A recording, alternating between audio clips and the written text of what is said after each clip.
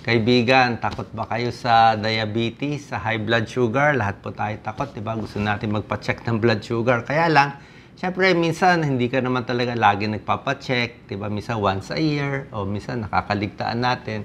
Maganda po, at least, tingnan natin, ano ba itong mga early signs na maaga pang senyales na tumataas na ang blood sugar natin, mamaya diabetic na pala tayo. Kasi napakaraming may diabetes sa Pilipinas. Milyon. So, sa high blood sugar symptoms, ito yung mga early signs. Pag napansin nyo, lagi kayo nauuhaw. Lagi siya nauuhaw. Pero kahit gaano karaming inumin, hindi pa rin nawawala yung uhaw. Tapos ihi siya ng ihi. Possible sign to. Early sign ng diabetes. Kasi nga, yung sugar tumataas eh. Tapos yung sugar lumalabas sa ihi natin eh. Ganito po. So, inom siya ng inom, ihi ng ihi. Pag chinek ang blood sugar, mataas. Hindi dapat lalampas na 126 to. Fasting blood sugar. Mataas na po to, 208. Isang sintomas nila, dry mouth. Para laging tuyo. Tuyo yung labi nila. Yan ang, minsan kala mo wala, na dry lang yung mouth. Pero pag inom ka ng inom, tuyo pa rin ang labi. Check mo ko yung blood sugar po ninyo.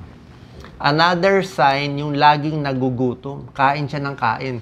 Pero magtataka ka, bakit kain siya ng kain pero namamayat siya? Hindi siya tumataba. Ibig sabihin, yung kinain niya na-convert sa glucose pero hindi ma-absorb ng katawan kasi kulang siya sa insulin. Dahil kulang siya sa insulin, hindi na-absorb kaya hindi siya tumataba. So, maayos ba to? So, okay ba to? Kung makain siya, hindi siya tumataba. Hindi po okay. Kasi yung mataas na blood sugar, yan ang sumisira sa organs, halos sa buong organs ng katawan natin. Yan ang sumisira yung mataas na blood sugar eh. At alam din ng langgam. Sabi nga nila, alam ng langgam ang diabetes. Kaya merong mga langgam na umiikot dun sa ihi ng pasyente. Yan, no? Kasi nga lumalabas na yung asukal sa ihi. Pag nag-urinalysis, makikita mo +1, +4 ang glucose sa urine. Ibig sabihin, sobra na taas ang blood sugar. Tinatapon na ng katawan natin. Hindi po maganda. Masisira yung kidneys. Isa pang blood sugar sign, madali tamaan ng infection. Yan, no? Madalas magkaroon ng infection ng kababaihan, pwedeng vaginal infection, yeast infection, madalas mag-UTI. Magtataka, bakit ang dalas magka-UTI? Laging may maputi na lumalabas na sa puwerta. Yan, no? So, baka mataas ang blood sugar. Diabetic pala. Ito, bukod sa blood vessels na sinisira ng diabetes, pati yung nerves natin, yung nerves sa ugat. So, nangyayari, pag nasisira ang nerves, namamanhid yung kamay, namamanhid yung paa. Pag namamanhid yung paa, wala nang pakiramdam. Pag nasugat, hindi na niya nararamdaman. So, una-una, manhid-manhid pa lang. Pagdating sa manhid, tinutusok, hindi na maramdaman, masusugat na. Pag nasugat, hindi rin to gagaling. Matagal gumaling. So, pag hindi to gumaling, palaki ng palaking sugat, diabetic foot, merong napuputulan ng paa. I'm sure narinig nyo na yan. Mahirap na makontrol. Kasi nga, konti na lang ang dugo pumapasok eh. Mahina pa rin yung mga nerves eh. So, hindi na, baga sa puno eh, hindi na nabubuhay yung mga sanga-sanga sa dulo. Nasisira. Yan po. Pamanhid muna, next time, hindi na gumagaling. Ito pa, bukod dyan, sa UTI, madalas kasi, marami ding skin problems, nangangati, may pula-pula. Kasi nga nagda-dry, dehydrated sila. Nadi-dehydrate sila sa taas ng blood sugar nila. Yan, may mga kati-kati sa katawan. Possible blood sugar sign yan. Ito po, bukod sa pagkati-kati, kumakapal din minsan ang balat. Yan, insulin resistance. Velvety, parang kumakapal, parang leather yung balat. Tingnan mo yung leeg. Yan, sa muka, tingnan mo ang kilikili. Tingnan mo sa binti, nangingitim, very rough siya, madami pang skin tags, ayan po, tingnan mo yung leg. Pag nakakita kayo ng ganito, overweight siya, early sign to ng diabetes. Ayan, kita nyo. So, tingnan nyo yung sarili nyo, hindi lang yan sa overweight. Possible diabetic, pwede rin ibang mga sakit, pero i-check mo muna for diabetes. Isa pa, laging pagod. Kahit natutulog na siya, kahit nakatulog, nakapahinga, pagod pa rin. At kung 5 years na yung diabetes, Minsan kasi hindi naman na huhuli agad kung tumaas ang blood sugar, hindi mo chinecheck, hindi mo malalaman eh. So maghihintay ka 2 years, 3 years, 5 years, hindi nakakontrol, matagal nang mataas ang blood sugar mo, hindi mo pinapansin, masisira na yung organ ng lalaki. Impotent, so erectile dysfunction. So hindi na magkakaproblema sa sex. Masisira na rin ang mata, diabetic retinopathy, pag matagal-tagal. So ito po, paano natin malalaman? I-check lang natin yung fasting blood sugar. Ito, Dr. Isa. Fasting blood sugar. So, ang normal ng fasting blood sugar, dapat ito po, 99 and below milligrams per DL, pag ito yung unit, or hanggang 5.5 pag millimoles per liter. Pag lumampas na ng 126 milligrams per DL yung fasting blood sugar mo, diabetic na po yan. Lalo na pag kinuha 2 beses. O lampas 7, ayaw natin lumampas dito. May ibang tao, lampas 200, 300 pa, yung malala na yun. Meron ding isang test, hemoglobin A1C, mas maganda to, 3 months blood sugar in average. So, huli ka talaga kung tumataas blood sugar mo. So, pag mataas siya sa 6.5, diabetic na po to. Pag diabetes ba, ano ba, delikado na, hopeless na, delikado, hindi.